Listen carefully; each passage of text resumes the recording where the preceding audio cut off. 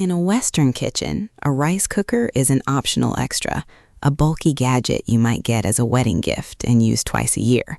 But here in Vietnam, it's not just an appliance, it's the heart of the home.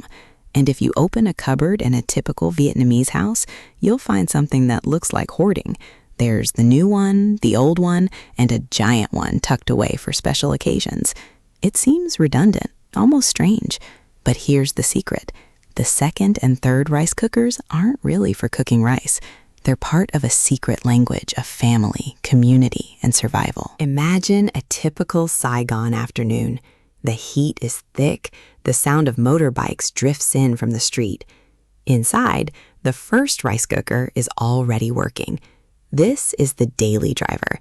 It's probably a sleek, modern Japanese or Korean model, perfectly sized for the nuclear family.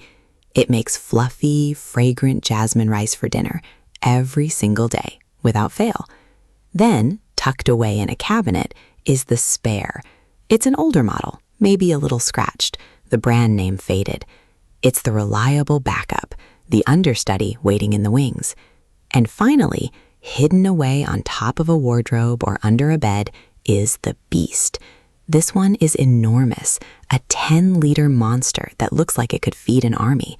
It only comes out a few times a year. To an outsider, it's just a collection of appliances. But for a Vietnamese family, each one represents a different mode of living. And the reason you need all three isn't about convenience. It's about being ready for life itself. But why be so prepared for something as simple as cooking rice? To understand the obsession, you have to remember a time before the simple click of a finished pot of rice. For generations, cooking rice was a delicate, stressful art.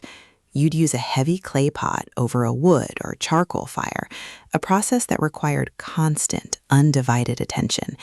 Too much heat, and you'd get a thick, burnt crust, grum che. Too little, and you'd have a mushy, inedible mess. For a culture where rice is the center of every single meal, getting it wrong was a disaster. When the first Japanese electric rice cookers arrived in Vietnam after the war, they felt like a miracle. They were a promise of perfection, of consistency, of a meal you could count on. For a generation that remembered hunger and uncertainty, this wasn't just a machine, it was a symbol of stability. Owning one was a sign you'd made it. Owning a second one, a backup, was the ultimate luxury, a guarantee that your family would always have a perfect, warm bowl of rice, no matter what. Here's the thing that really confuses outsiders. That second, older rice cooker is almost never used for plain rice. It's a dedicated specialist.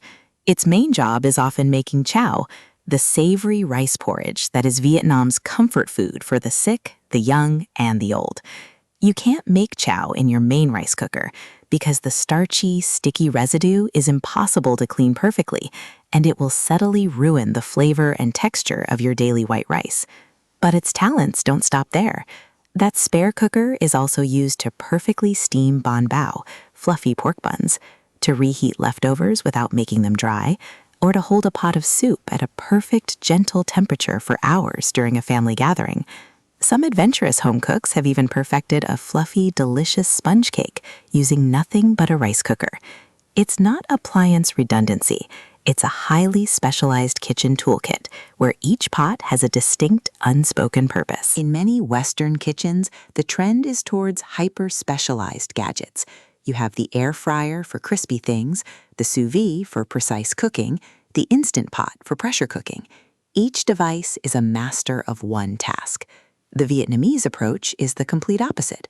A rice cooker is not seen as a single-task machine. It's a platform. It is a source of reliable, consistent, gentle, and enclosed heat. That's it. From that simple starting point, its function is infinitely adaptable.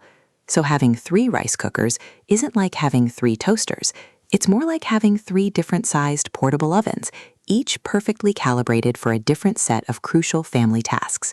The goal isn't to collect more single-purpose gadgets. It's about achieving absolute mastery over a single, perfect, flexible tool. The question is never, what does this do?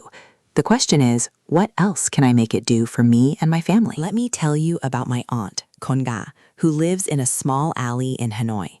On top of her wardrobe, under a faded plastic sheet, sits her big gun, a massive 10-liter rice cooker she bought 20 years ago. For 364 days of the year, it is silent. But on one specific day, the anniversary of her father's death, it becomes the most important object in the house. This is the day of the Damsol, a memorial feast where the entire extended family, cousins, uncles, nieces from all over the city, gathers to honor him. Her small kitchen is overwhelmed, so the beast comes down. It's used not for rice, but to cook a giant batch of boon, rice vermicelli, or to keep a huge pot of bamboo shoot and pork rib soup piping hot for the 30 guests who will cycle through her home from morning until night. That cooker isn't just metal and wiring. It's the tool that allows her to properly host her family, to fulfill her ancestral duties, and to create a space for everyone to come together and remember. Now, zoom out from Konga's house to the entire neighborhood.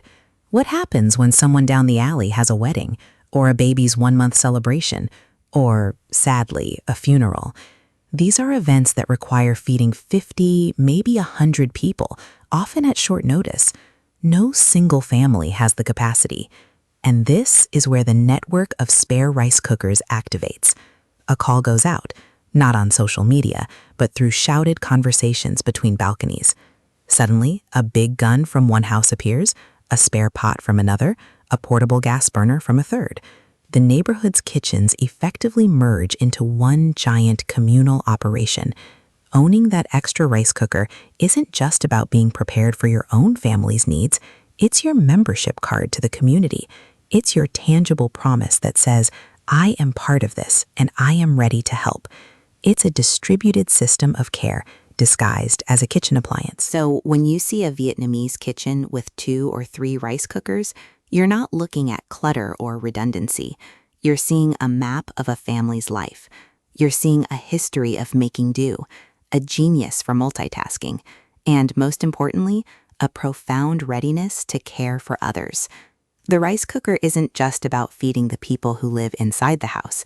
It's a quiet, constant signal that you are prepared to feed your entire community at a moment's notice. It's a beautiful symbol of an unspoken cultural value, that true wealth isn't what you keep for yourself, but what you're ready to share. And that is so Vietnamese. If this story made you look at your kitchen a little differently, subscribe for more.